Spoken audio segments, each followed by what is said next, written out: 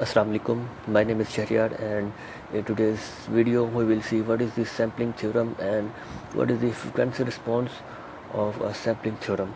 So we know according to Nyquist theorem, the sampling frequency is the twice time the maximum frequency contained in that signal. This is basically the Nyquist theorem.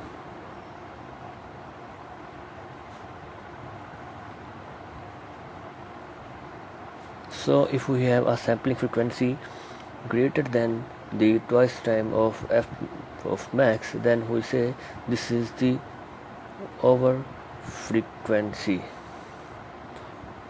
sampling frequency. Or if we have sampling frequency less than 2 times f of max, then we will say this is the under frequency sampling.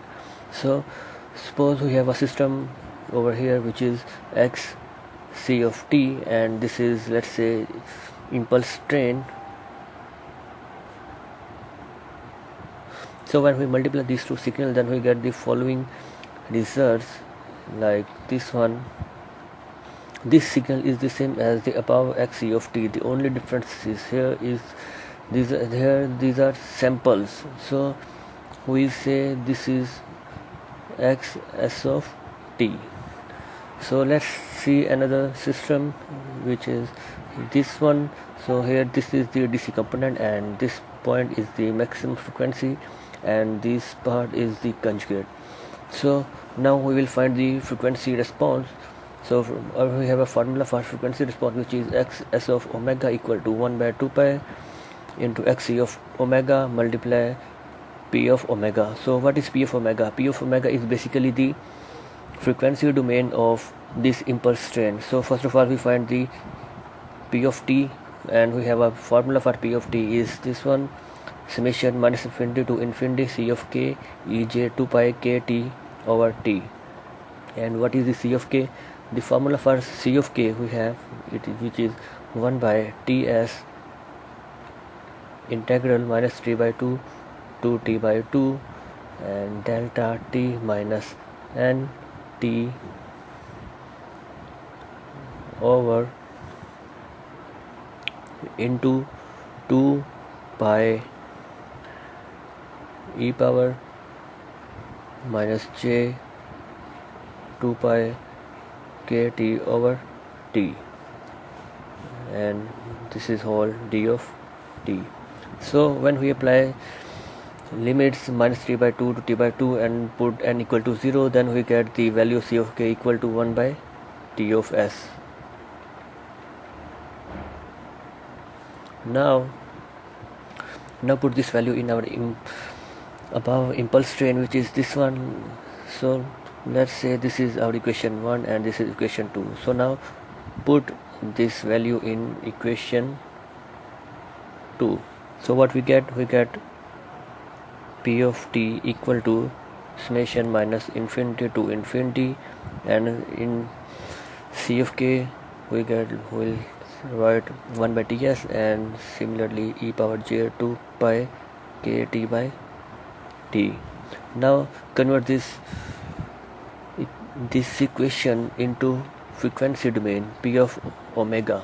So in p of omega, this formula is 1 by ts summation minus infinity to infinity 2 pi delta omega minus k 2 pi by ts. Now put this value of p of omega into our above equation number 1, which is the sampling frequency. So when we put this value in above equation, we will get x of s omega put in 1. So x s of omega equal to 1 by 2 pi x c of omega, and for p of w we will write 1 by ts minus infinity to infinity 2 pi into delta omega minus k 2 pi by ts. So this 2 pi will be cancelled with this 2 pi, and we get this 1 by ts summation minus infinity to infinity xc of omega convolution with delta omega minus k 2 pi by ts. So now here we use the rule, which is if we have x of t convolve with delta t minus n, then we get the results x of t minus n. Similarly, here we will write 1 by ts into x c omega minus k 2 pi by ts. So this is the frequency response of our above system. Thank you for today's lecture.